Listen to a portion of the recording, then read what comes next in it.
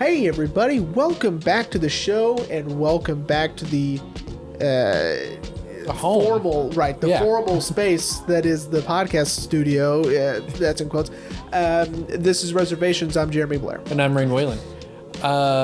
So man, before we get into the episode, as we were kind of chit-chatting off mic, so I've been rewatching Twin Peaks. Yeah, nice. Because I love me some Lynch. Yeah.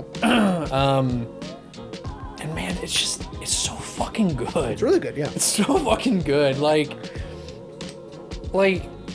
I feel like as an outsider, considering, because the show was 92, 90? 90. So yeah, I was born after the show was over. Yeah. You know, but I feel like as this kind of like outsider looking in for the show, it's just so fucking good. Now, I want you to imagine everything you're seeing. And then imagine being a middle American, just regular person, flipping on ABC at like 7 in the evening and be like, what is this? Yeah. It's amazing that it ever got on ABC. It's like years later what I would think about Hannibal being on NBC. Yeah. I'm like, I can't believe... Was it on ABC or was it on CBS? I think it was on CBS because when I'm watching it on Hulu, I think they have the distributing rights. The CBS does? I could have sworn it was ABC, but it might have been CBS. But anyway, either way, point being, it's a dope ass show. Yeah, and and it's so well written, and it's got some very Lynchian things about it, like what we were talking about off mic with Nadine and her eye patch. Yeah, that they're never gonna touch on. No, but then it's not, it's just so good, man. Yeah, it sort of teeters that line because there will be sections, and you've already gotten to the Black Lodge at this point. Have you been in the Red Room yet? Yeah. That was in episode 3 because that was in his dream. Yeah. So you've been there, and so that's where you get a little taste of like his, Eraserhead days. Yeah. But then everything else is sort of like Blue Velvet, right? Which you haven't seen yet. No, that'll probably be next seation. Okay, cool. Because I think I'm going to save a lot of my Criterion movies for next season. Cool.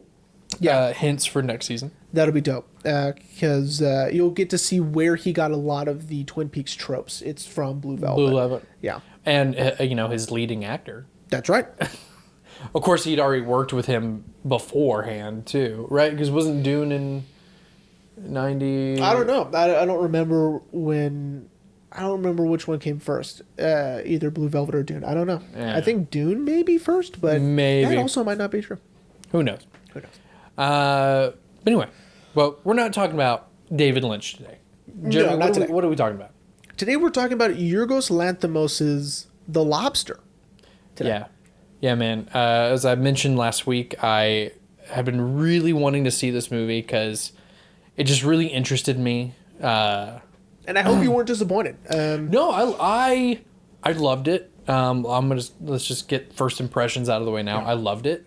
It was fucking hilarious. It is very funny. Yeah. Actually, I wasn't expecting it to be that funny. Like when you read the synopsis about a black comedy about relationships and people being turned into animals, they're like, how is this funny?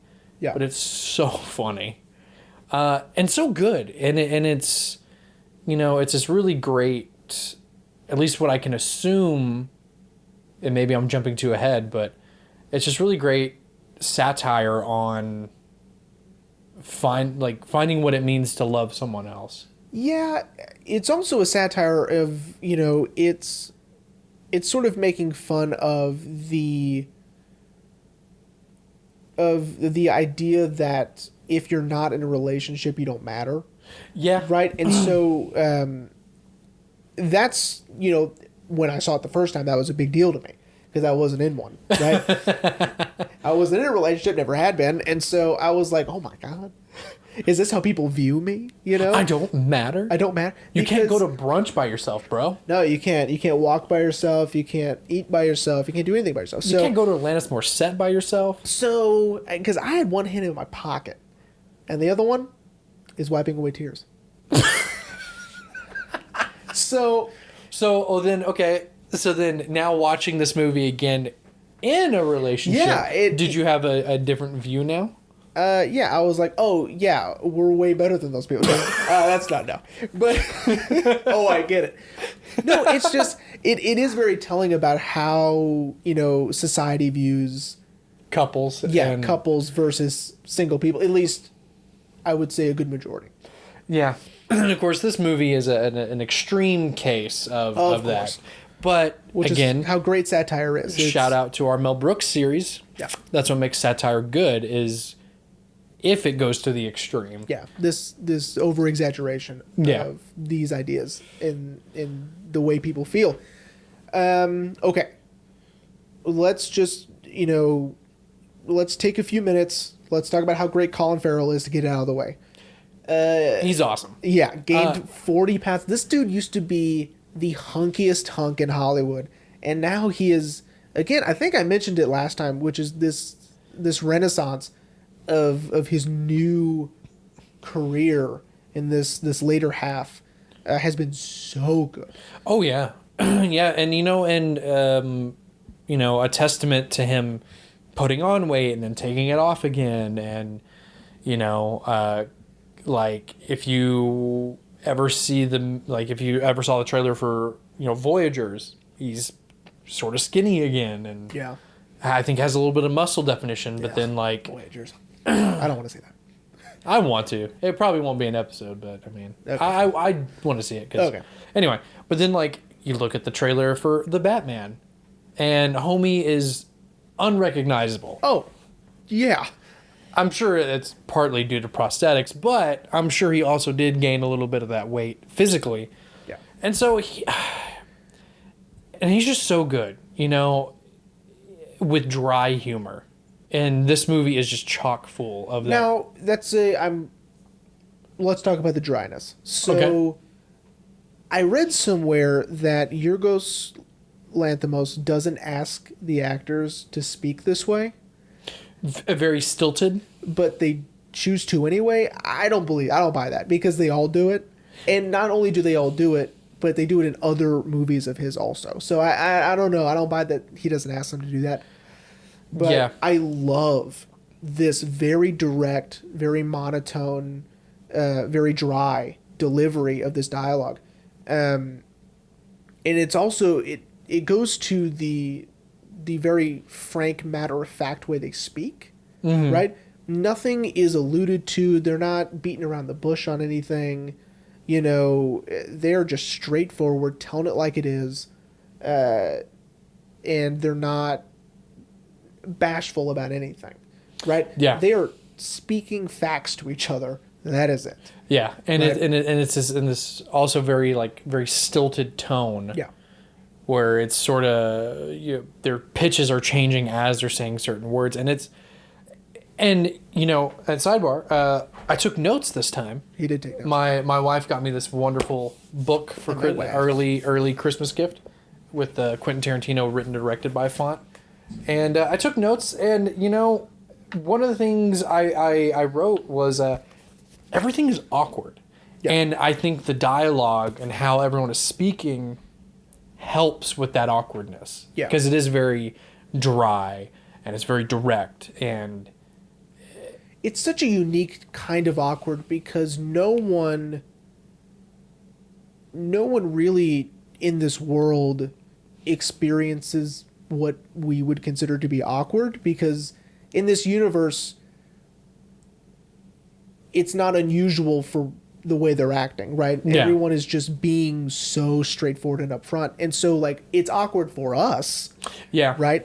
I'm trying to think of really good examples. Really good examples would be like the woman, the butter biscuit woman on the way to the hunt. Yeah. She's speaking very matter-of-factly, and, she's, telling him exactly what she is after, and I think it would have been a little bit, I don't know, I think that the fact that he's not just outright saying no. He's just kind of like, But he's not, he's not being like, oh, well, oh, dang, he's just saying, oh, dogs aren't allowed outside. and then that's it, right? And then here, give these to your brother, and it's like, okay, thank you, and and again, it's the way that this dialogue is written, which I love, and it's the way that I'm obsessed with the world they live in. Yeah. This world that invents animals, because this is where animals come from, apparently, according to this world. Yeah. I love. So let's talk about the concept. The concept. Yes. The concept is, if you do not, okay, let's start with, because they don't really get about how people start. So let's go by where they are now. So Colin Farrell's Dave, right? Yeah, David. David, his wife left him. Yes, for another man. And in Q's case, Ben Winshaw, his wife died. And so if you are without partner, you have to get one. And you have, in this retreat center, 45 days to do so. Yes, and if you do not... And it's tweaked, right? Because you can go catch a loner and get extra days at it. Yeah, we'll get to that. Yes, but if you cannot find a partner within 45 days, you are turned into an animal. And I love the subtle world building they do. Mm-hmm. Like with Olivia Colman playing the hotel manager. The hotel manager, right? She explains that, most people pick dogs. And that's why the world's full of dogs. And less people pick obscure animals, which is why they're endangered. And I like that. I like the subtle, like, oh, in this world, this is how animals are created? That's so odd. And it really does change your view of every time you see an animal. Because you're like, that was a person. Which, kind of brings me to the opening. That was my first note and I took. I made a note. Most of my notes are just points I wanted to bring up. And the opening, what the fuck? But again, the change, once you understand what is happening, it changes your perception. Like, oh, that was probably a person. It was definitely a person. And hopefully she got the right one. And and you don't know why she did it. You would assume that, maybe, she had unfinished business with this person. That's all I can assume, since we never get touched back on this ever again. No, I think it's really just to put you in the mindset that things are going to get really weird. And if you want to just focus on what it means, it's like maybe she was really angry at this person. Maybe it was a sibling, a parent, a child of theirs, maybe that just couldn't make it and they were angry or something. But you don't know that going in. Yeah. You're just like, why is she shooting a donkey? This is the weirdest shit. This poor donkey. Yeah. What did he do to you? Yeah. So odd. Yeah, that was my first reaction too. Is what the fuck? And it's such a cool way to open the show because you immediately had a reaction to it. And you're like, "What is happening?" And it makes you pay attention. Yeah, right. Which is why I'm shocked. I took a full. I mean, it's not a full page because there's gaps, but a page and a half worth of notes. Yeah. I'm shocked I was paying attention, but yeah. So okay. More concept. Okay. Yeah. So the way the hotel works. So again, I'm obsessed with the rules. Yeah, the rule. I love okay. I didn't know how much I loved it until we meet the loners, which we'll get to. I love that this world, every facet of it has rules. Yes, and again, even the loners, right? Yeah. They have their rules, and I remember writing that down in my notes, which I forgot at home. So. Hotel rules. What I found fascinating is that there are no bisexual option or half sizes. Because it gets too complicated, right? The more complex it gets, the more choices you give people. Mm-hmm. The harder it is for them to keep track, and the harder it is for people to meet and pair up, right? And we should mention the hotel, and I'm sure you're about to actually get here, so I'm jumping ahead. But that's okay. The hotel wants them to focus on superficial similarities. And again, it's mentioned before he even gets to the hotel, because David asks his wife, does he wear glasses or contact lenses? Right? Mm-hmm. Meaning, inferring they both wear glasses. Yeah. Right? Because he's wearing glasses. And so, I don't think it's just the hotel. It's this universe, this world. True. This world, but if you want to get even more, analytical about it, because cultures are so different, it might just be this part of the world. Right? Yeah. Yeah, because I couldn't tell if this was like London, because then, It's Ireland, it's Dublin. Oh, but then like John C. Reilly's there. Yeah. And Leah,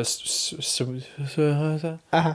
I love her. We just saw her in James Bond. That's right. No Time to Die. But she is French, so And the maid is also French. Yeah. Greek born, but French. Yeah. But anyway, yeah. So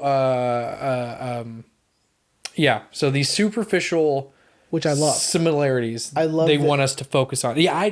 I'm glad you brought that up, because I didn't. It didn't click with me why she said there's no longer a bisexual option. Yeah. And no halves, 45 or 44. There is no half size. That didn't click with me, and now that makes sense. It's fascinating, these little details that they're putting in, because it's right after he has that interaction with the check-in that he asked for a half size, and they said no, because again, it's either this or this. You don't get a middle option. Yeah. Right.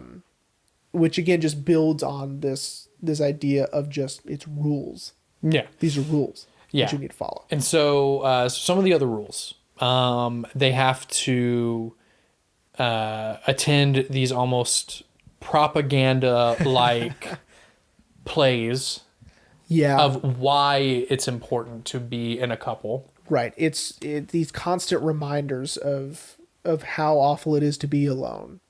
Yeah.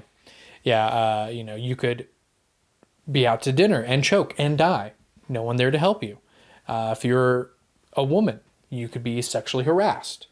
But if you're in a couple, none of those things will happen. Right. And I find that very strange, but again, it is sort of this very kind of propaganda reminder. Yeah. Like, if you're in a couple, these things could happen. Right. Or these things wouldn't happen. But if you're alone, these things could happen. It's for your safety To be in a couple.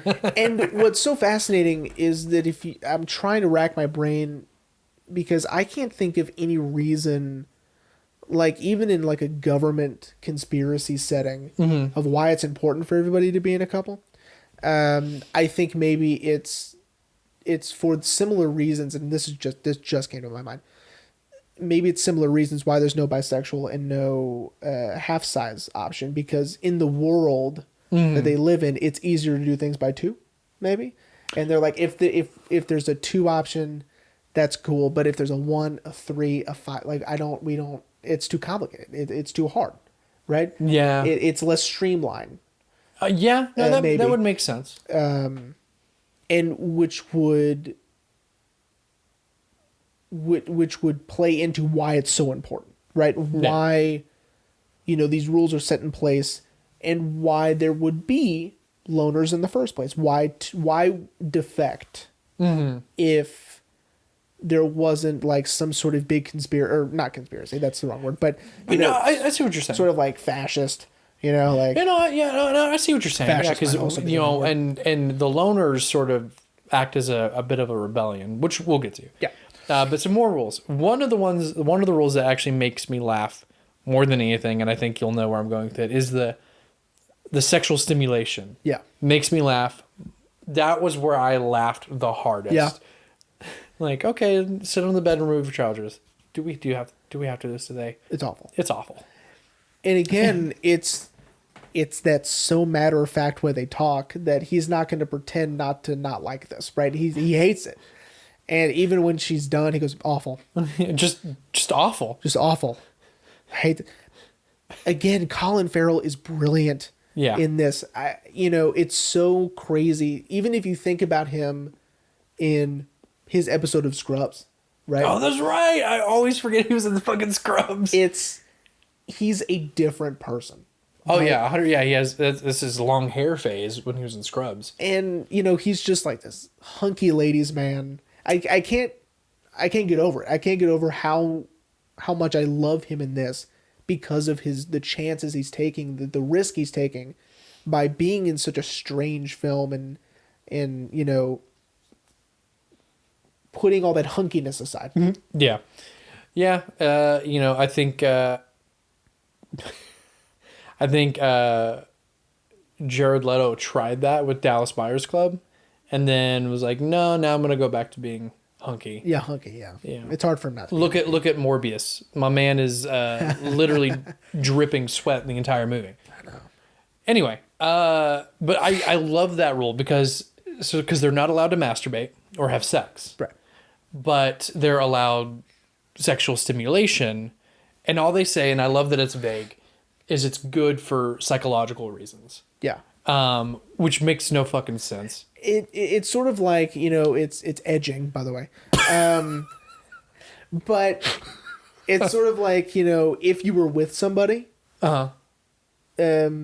we'd be able to finish and go longer, right? We'd be able to complete this act, right? Okay. Instead of, putting you in this moment of being uncomfortable, right? It's almost like, it's kind of like torture, right? Yeah. They're torturing these people to eyes on the prize, right? That's a very, it's a very good way of describing it. But then, of course, if you do break this rule, there is actual torture. Poor John C. Reilly. Haley, by the way, loved that he was in this. I go, hey, you're gonna really like one of the actors in this movie. Wait, I wrote his name down because I think on IMDb he's just listed as a list. Yeah, but John. He's given a name. Yeah, John. There's three people. Robert. Three people are given a name. Yeah. But yeah, poor Robert, John C. Reilly. My man's just trying to have his breakfast. Yeah. And they're going to confront him about masturbating to a picture of a naked woman on a horse. Yeah. And then they stick his hand in a toaster. I mean, that'll keep you from masturbating. It would. Unless he switches it up. No, you can't be a switch hitter when you're in constant pain from a burn injury. That's true. Poor guy, man. Yeah. I know, and you feel... So... Okay. I'm trying to think of another rule I really liked before we move on. Because, again, I love these rules. When their first day, their hand is strapped behind their back. Yeah. Which I liked because, they're... It's to remind them that 2 is better than 1. Right. Again, it's wild. Well, I love that Colin Farrell sort of figures a way out of it, kind of, sort of, by moving his shoulder and so he can get his pants off so he could sleep sort of normally, but his pants are handcuffed to his... I could watch an entire miniseries, no defection, no nothing, set in this hotel. Uh-huh. I'm obsessed with how it works. And it makes sense. There's, as weird as it is, the rules coincide with one another. There are no redundancies really. There's no I'm trying to think of the word,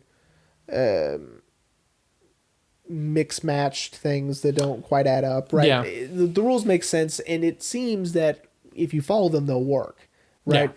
And the consequences make sense to a certain degree. And even the animal stuff makes some sort of sense in this weird surrealistic world.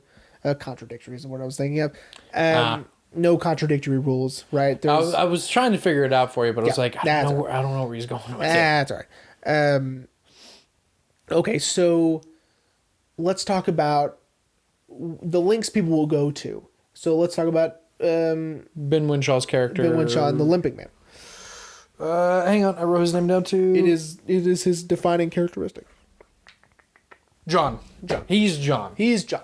Yes, or as a lot of people just refer to him as the Limping Man or the Man with the Limp. Yeah.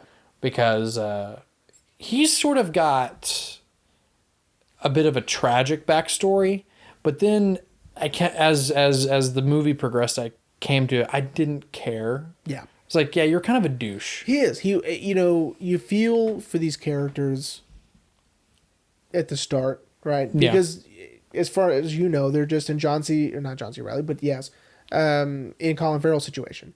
They're in David's situation, and you're invested in David, therefore you're invested in everybody else. Yeah, and then I think John's our first indication of, people in this world will do whatever they can to not be turned into an animal. Yeah. Point being, he lies to Nosebleed Girl. Yeah. That's what I called her because I don't think she has a name. No. Nosebleed Girl, since she gets nosebleeds quite frequently, he hits his nose on things or just so he can cause his nose to bleed. Yeah. So they could have some sort of... So they can have a commonality. Yeah. Because that's all it takes. Yeah. And we should mention how the hotel has stages. So you have 45 days to find a partner.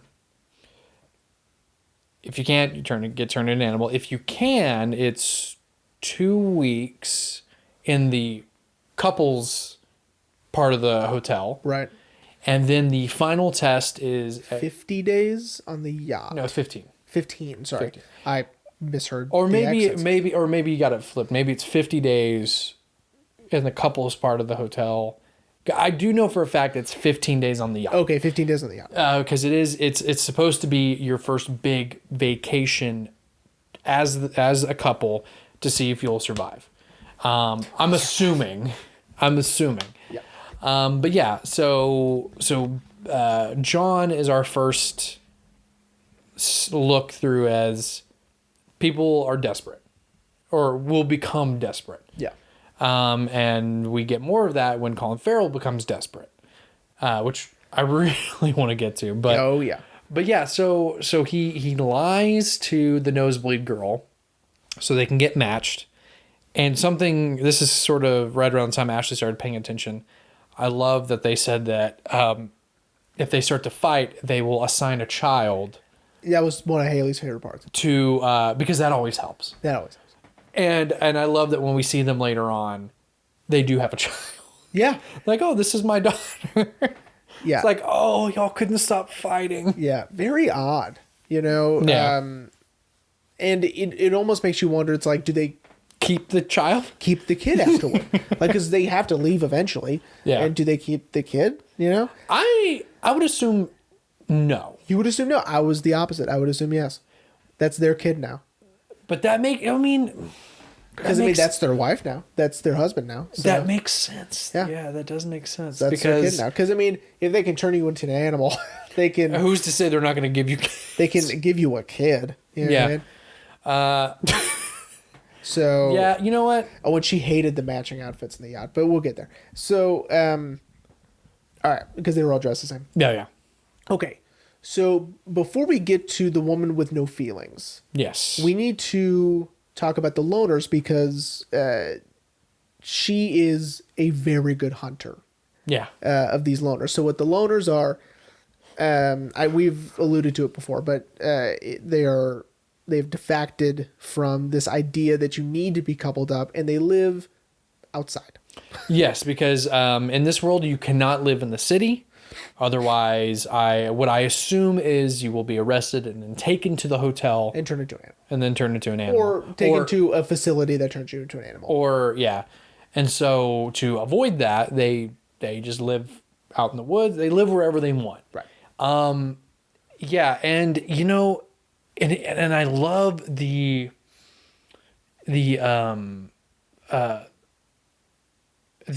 subversion of expectations with the loners, because we assume, spoiler alert, when David defects and joins them, you assume like, oh wow, now he's gonna get to live the way he wants, and live free.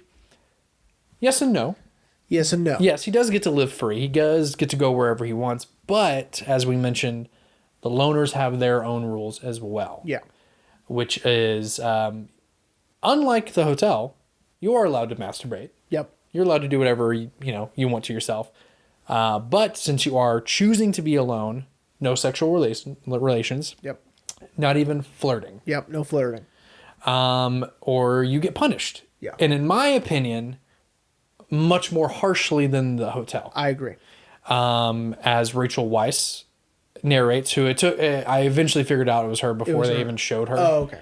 I was like, that's Rachel. Yeah. But anyway, she says how she fears the red intercourse, right? Yeah, the red intercourse, yeah. Yeah. We're never told what it is, but we can only assume if the red kiss is they cut their lips. Yeah. God only knows what happens with the red intercourse. But the loners still get to be a little bit more free. Yeah. Simultaneously. That's something I really like, is this juxtaposition of, yeah, we have rules, and yeah, we are a little bit more stern, but the flip side is you get to live the way you want. Howard Stern. Daniel Stern. Oh my God. So I've been watching Home Alone a lot at work. Oh my God. So yeah, you're right, and I like that it's a part of the activities of the hotel is to hunt them Yeah. with tranquilizer darts Yeah. because they need to be alive to be turned into animals. And because Haley was asking me a lot of questions during this, and a lot of it I just couldn't remember, and I was like, "Well, you have to wait till we get to that point because I don't remember." Yeah. And she was like, "So if they get caught, what happens to them? Do they get turned into animals?" I go, "I don't know. I don't remember, but they do." Yes, they do. They get, because, if you're not in a couple, then you're an animal. That's right. But, sidebar, I do like that Olivia Colman does try to give Colin Farrell a little bit of, I wouldn't say hope, but kind of, if you don't make it, it's okay. Because, as she says, being turned into an animal, kind of, you see it as sort of a second chance. Yeah. Yeah, it's not the end of the world to be turned. You're just not human anymore. I think that, you're starting over. Yeah, and Ashley asked me a good question. She said, do they maintain their memories, or... And I was like, I don't know. And I'm actually glad I don't know. Yeah, there's really cool moments in this film that you just don't get answers to. Mm-hmm. The ending is a big one. Yeah. But, even though John does say that, and John C. Reilly's character is who? Robert. If Robert's a parrot, he'll still have a lisp, right? Yeah, because Ben Wonshaw mentioned, as he berates them for... essentially preparing to fail. I'm with him on this, because if they're, I'm just going to be a lobster, or I'm going to be a parrot, know, it's like you're rooting for failure. Like, prepare to win, guys. Be winners. Be a man. So I get that. But he was a little too mean to him. But yeah, it was interesting that he said that even as a parrot, he would have a lisp. He would have a lisp because he would still have the same speech impediment. And I was like, well, now that you mention memories, maybe.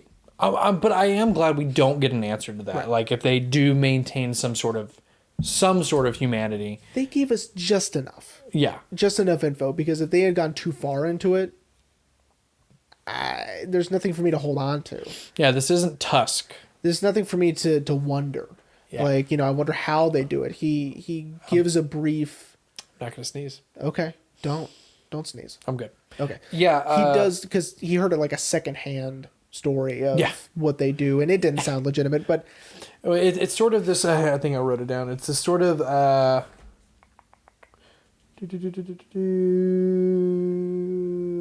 This is fun. No, I did not. Sure. Yeah, but I did have this thought of John Ben Winshaw's character is sort of like building this almost urban myth. Your series on, by the way. What? No, not anymore. It's not. Oh, okay. But it's sort of this urban myth of how they do it. Right. Which I like that there is sort of this like legend growing, right? This rumor, this, urban legend of how they do it. They scrub you with soap, and that's how they remove your skin. But it can't be how they do it, because David does it. Yeah. Yeah. He turns the heartless woman into something. The Heartless Woman. Okay. So she is a Lanthimos alumnus. She was in Dogtooth, which is an amazing film. And it's sort of a family satire. Instead of a relationship satire, it's a family satire. Yeah, and she's interesting. I honestly didn't think this was going to be the way the movie was going to go with her. I thought we were just going to see her sort of in passing. But yeah, so she's clearly been at the hotel for a while because she has 154 days after that last hunt. Yeah. 154 days remaining. And she still has not found a partner, mainly because I don't think... My theory is she's not trying. I don't think she cares. I don't think... Yeah. I don't think she cares to try. I think she would rather, sort of like in Colin Farrell's case, I think she would rather have someone come to her, but she's not going to try. I see what you mean. I was going to say that it's most likely who she is, what her commonality, what her characteristic is so rare, right? That you're not going to find another psychopath Yeah. in a while. Like, it's going to be a while before you get another one in there. I mean, that's like, true. I mean, of course, this is a stereotypical pure Psychopath. As evidence by the later scene that broke both Ashley and I's hearts. I'm sure it did. But yeah, so no one likes her. She's got resting bitch face. Yeah. She's She is a bitch. She is a bitch. She's awful. She has no feelings. Yeah. And Colin Farrell having, I think, when he finally decides that he's going to choose her, I think he's only got like 7 days left. Yeah, we're creeping up on it. And after he saw John succeed by lying, he goes, I'll give it a try. And why he chose her, I don't know. But I mean, Rachel Weisz sort of explains it, that he thought it would be easier to pretend not to have feelings. Yeah. Right? It would be harder to pretend to have feelings if you didn't than the opposite. Turns out that's not true. Yeah. Oh, yeah. But I love the little tests she gives him. So she does this several times in different ways. But the first one's at the hot tub where she pretends to choke. And he doesn't save her. Right, because she didn't want him to. Right? If he saves her, she would tell him to fuck off because they're not a match. Right? Yeah. And she even says after she, stops pretending to choke and die, she goes, I think we're a match. And he goes, I think that too. Which is, again, because Haley was asking me, like, does she know that she doesn't have feelings? I go, yes, because everyone in this world is so in tune with who they are, right? Everybody knows themselves so well in this universe. Yeah, when the butter biscuit lady, asks her, like, on the first night, oh, can I sit here? She just looks at her, and she's like, okay, and walks away. Yeah.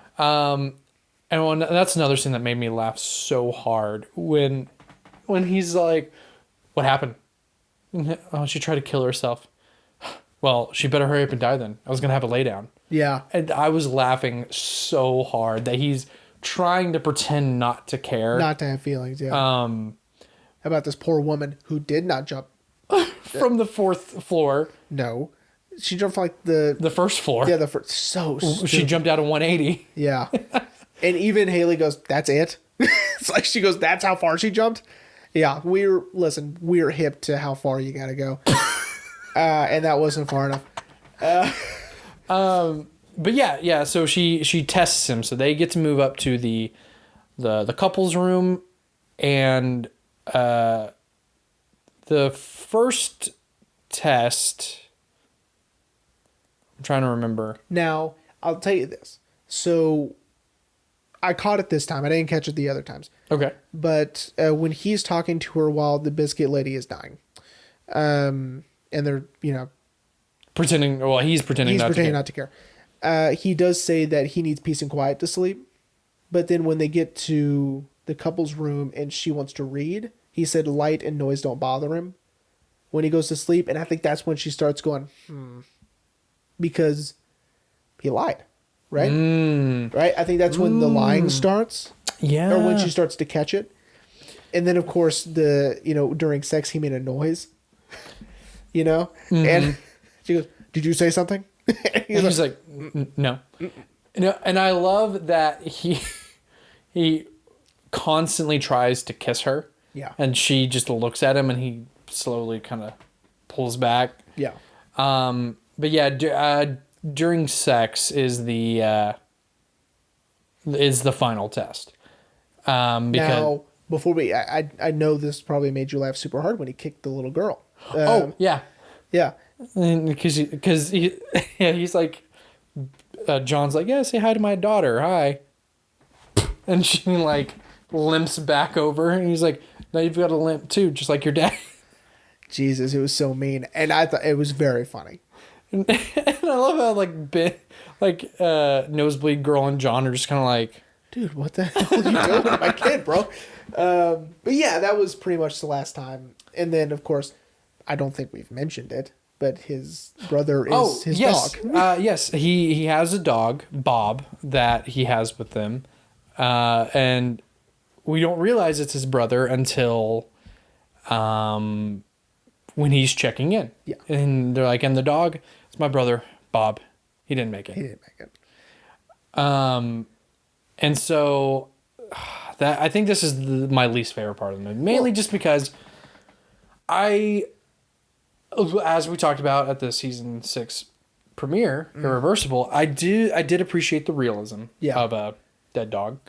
But dead animals just I have a hard time with. I understand. I honestly didn't think we were ever going to see Bob. Oh, yeah. You'd see it. But I love, and again, we've been talking about how great Colin Farrell is, how he's really trying to keep it together. Like, oh no, I don't care. Yeah. Like, doesn't bother me at all. Let me go brush my face and wash my teeth. I say that to Haley all the time. Let me wash my face and brush my teeth. And he turns on the faucet and lets out one tear, and she catches him.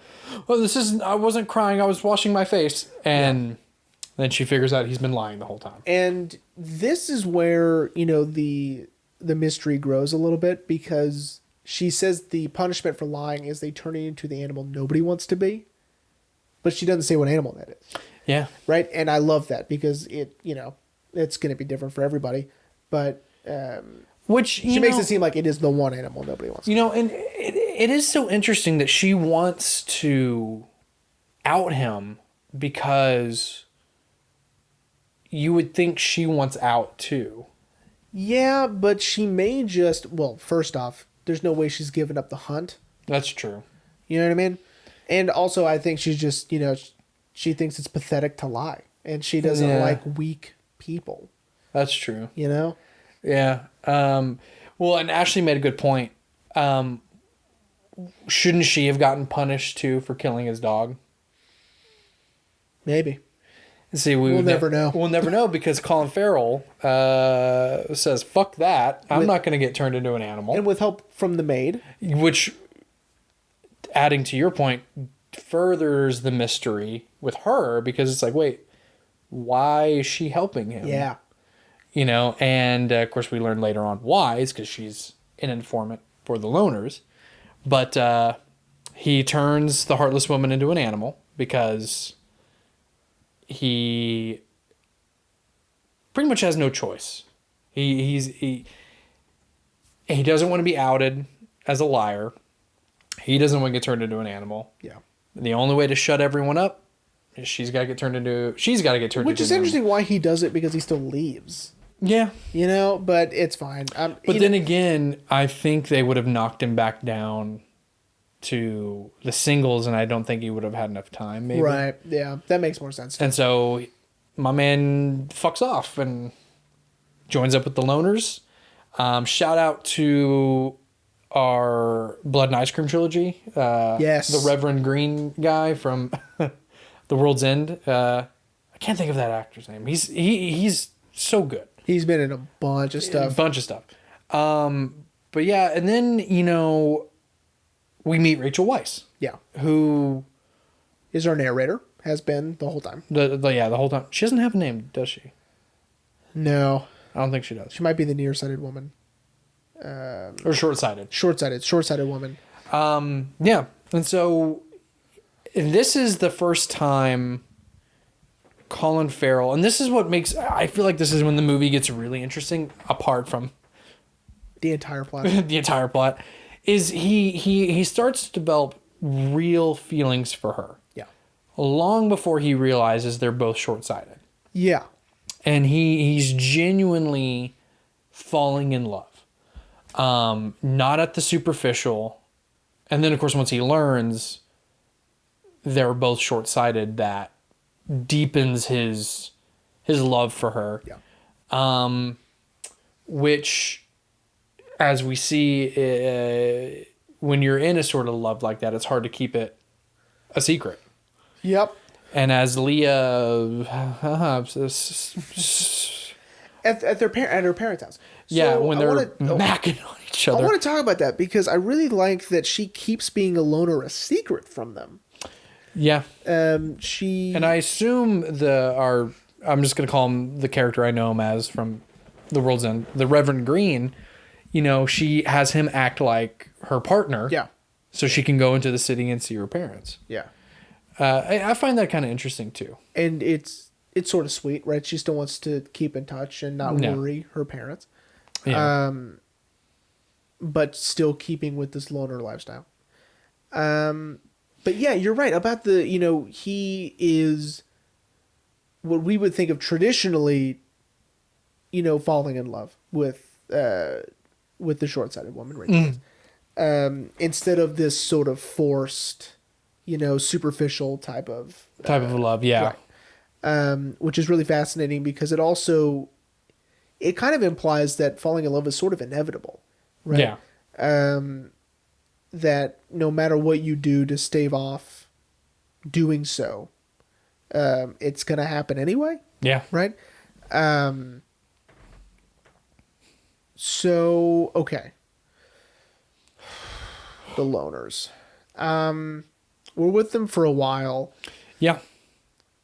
but really it's not just getting to know the loners, but it's him falling in love with her, right? And once that happens, things happen pretty quickly. So Yeah.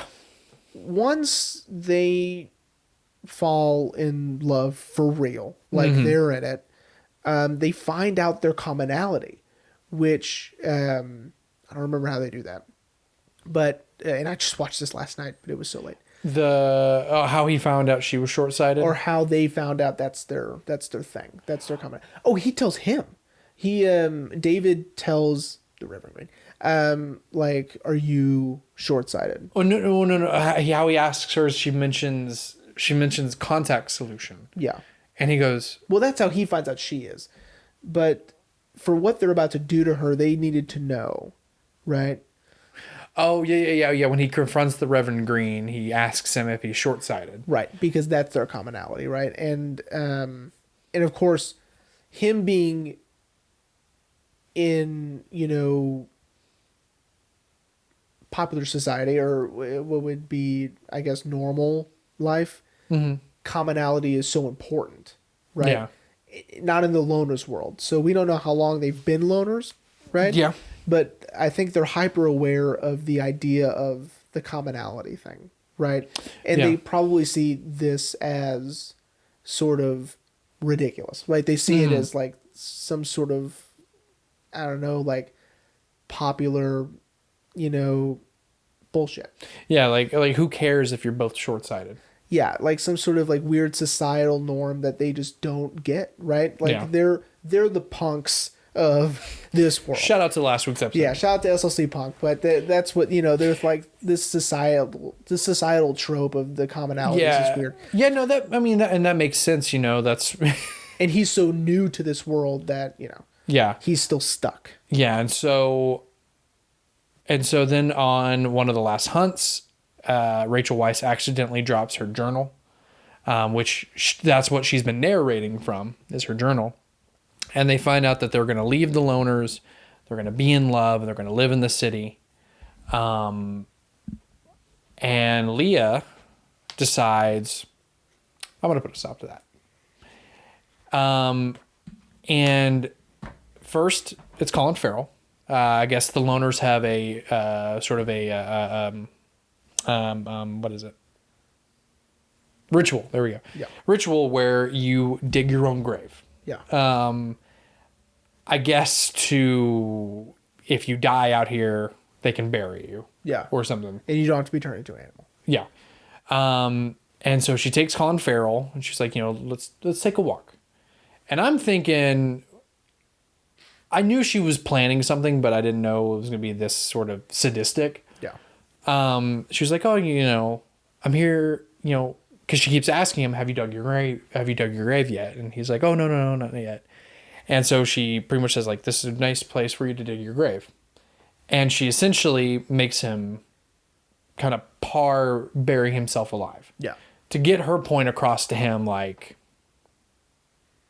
I know what you're up to. Yeah. Cut it out. Yeah.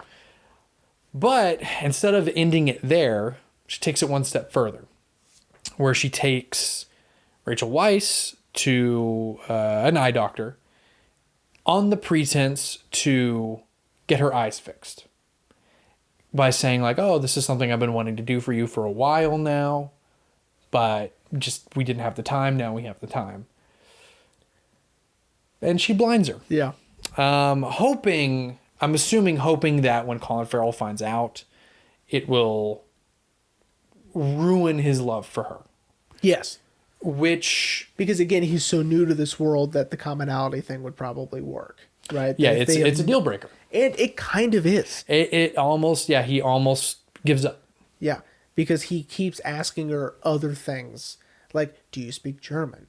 Do you like these things? Or like anything that they have in common. Mm-hmm. Because now the eye thing has been taken away from them. Yeah. They still leave, right? Yeah. So this is my favorite part of the movie, which is the end, because I love the possibilities. Okay? Mm. So here we go. Off screen, they have spoken about him blinding himself. Okay? Yeah. Because they go to that restaurant and he asks for a steak knife, right? Shout out to my wife, because I didn't figure out why he wanted a steak knife until Ashley was like, oh, he's going to blind himself. Yeah. And I was like, oh. And I like that she goes, it's not so bad at first. It's not so bad. It'll get better. It's hard to get used to, but you'll be fine. By the way, the game that they play when she gets the tennis ball and calls it a kiwi, that made me laugh. Oh, and he doesn't correct her. Right. He goes, yep, that's right. And that I guess that's what is the game called? Like touch, feel, guess, win. Yeah, touch, feel, guess, win. I've run out of things to test you on, so we probably won't do this tomorrow. Yeah. So anyway, they're at that restaurant and he asks for the steak knife. So, all right. And of course it ends with her waiting on him. Yes. Okay, to come back. Here are the final questions. Okay. Here is the options you get. Did he blind himself? Did he leave? Or, this is my favorite one, did he come back and lie? lie? I'm going to go with the third option. He came back to lie and say that he's blind. I think I think kind of what we've been talking about and what you've been saying, that, the commonality thing is a bit of a deal breaker, but I think a part of me at least wants to believe that there is maybe a small portion of him that doesn't care if you're blind. I love you. Yeah. But the majority of him is like, well, there has to be some sort of commonality. Yeah. So I'll just lie. Because he clearly did it with the Heartless Woman. Yeah. And lying about being blind is a little bit easier to get away with. And if he chooses later on down the line to do it for real, he can always just do it for real. It's not like, you can change your mind and do it, but you can't change your mind and take it back. Right? I have this knife in my eye now. I don't want to do this. Yeah. And I love that he's gonna. Oh my God, Haley was so terrified he was gonna do it. Because he was just like, it was so close to his eyeball. And I love that's his brilliant idea to blind himself. And I love that he has a little paper towel. Yeah, he's got his paper towel bib because it's gonna get on his shirt, of course. But yeah, I love the concept of him lying. because he gets to sort of have his cake and eat it too. Yeah. You know? Because... which is kind of shitty. It is. If anyone needs another evidence of lying to a blind woman, watch the Family Guy episode where Brian lies to a blind girl about that he's not a dog. That's a good episode. It is a good episode. Because Stewie cuts his fucking tail off at one point. But anyway, yeah, you know, and I don't know, maybe it's because we have cared for David this long and see him genuinely fall in love with Rachel Weisz's character without a commonality originally. Which is, you know, it's sort of, I guess, confusing to him because he's so used to the world. It's kind of like, did you ever see or hear about this movie with Ricky Gervais called The Invention of Lying? Oh, where no one's heard of lying before, and he does it. I saw about 30 minutes of it. It's sort of like that. It's sort of like no one has ever just naturally fallen in love with someone. Yeah, and it's almost like he's the first person to do that, and so he's so confused he doesn't know what to do. So he's trying to find these commonalities. Yeah, right. Yeah. So he's trying to make it make sense to him and to the world he's living in. Yeah. Right? Because he doesn't know what to do about just, what do you mean I love this person and we have nothing in common, right? It makes no sense. Yeah. Yeah, no, and that makes sense, you know. So I would say he came back and lied and that he didn't do it. He didn't go through with it. Also, because what kind of psychopath blinds themselves with a knife? But I believe he didn't do it and just lied to her. And I agree with you. And if later on he decides, like, you know what, like, we'll both be blind. You know, he could easily probably go to that doctor and be like, I need you to blind me. Yeah. Here's money. But yeah, man. That's The Lobster. That's The Lobster. Are you ready to wrap up? Yeah, I do have a couple of oops I forgots. Perfect. One, throughout the entire part with the loners, how the fuck were they paying for anything? I don't know. Well, a lot of it was, good question, but some of it was they were getting supplies from the hotel, right? From the maid, via the maid, right? True. Because she was bringing them stuff and then, you know, she had forgotten the shampoo or whatever. And so, yeah, they're getting supplies that way, but that's a good point. And then my other oops I forgot is I love when they break into the hotel and Colin Farrell wants to go to the yacht just to spoil their vacation. Yes. Just to ruin it. Makes me laugh. And I just love that the daughter's like, kill him, mommy, kill him here. And hands him the steak knife. And she's just kind of like she doesn't know what to do. And I love that he leaves the fucking trank gun. Yeah. And I love that he keeps talking after Nosebleed Girl slaps him. He's like, yeah, and I'm pretty sure that's just beetroot juice on his shirt. Yeah. and I think it's so funny that we kind of see this dissolve of friendship. Because John's like, okay, you need to go. Yeah. But yeah, those are my two oops I forgots. Nice. Yeah. You got any oops I forgots? No. So you ready to wrap up? I am. I really, truly love Yorgos Lanthimos. I love this movie. Highly recommend Killing of a Sacred Deer. I told Ashley we might need to watch that together, mainly because she's in love with Barry. Oh, yeah. I'm not going to put his picture up because I put his picture up last week. That's the second week in a row we've talked about him. Yeah. Come on, man. But yeah, I do genuinely want to watch that. And I didn't realize that was same director. Yeah. And I didn't also realize he did The Favorite also. Yes. Which, you know, he's using Olivia Colman and Rachel Weisz again. But so again, highly recommend any of his filmography.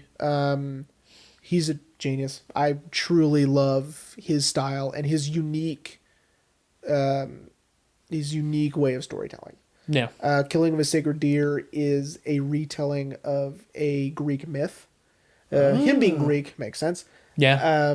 Which is why it's an odd story because it's set in contemporary time, right? Yeah. But it's not like, you know, no one's named after, you know, anybody in Greek literature or anything. I mean, they have normal names, but it's just the story itself. Very cool. Yeah. I do want to see that one because I want to see if it's really how it's marketed as a horror movie. Yeah. Kind of like... I think that's not truly representing what the movie is, but... No. But yeah, man. All right, man. So what are we talking about next week, man? So I've been really thinking about it, man. Like really thinking about it. Like, because I'm like, because I've only got 2 more picks before the end of season series. And so I've been really thinking about it. And I came up with this one. The story of, kind of shout out to our Goofy Movie episode, story of fathers and sons. But during a time where family is very important. And I told Ashley this might piss you off, but it's okay if it pisses you off, because It's fine. This episode is going to come out around Christmas anyway. So next week, we'll be doing the Santa Claus.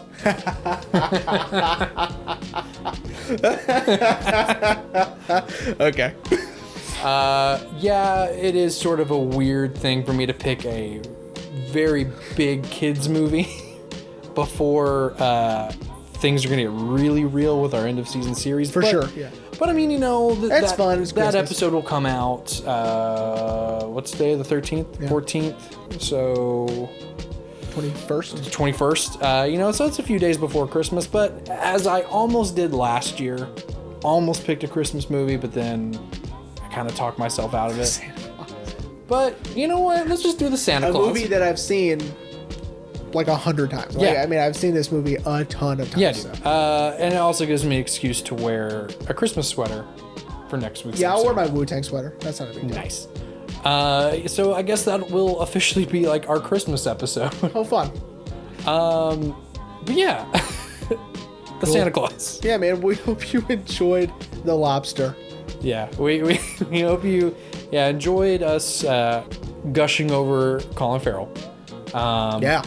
And Living and we'll see you next week for the Santa Claus.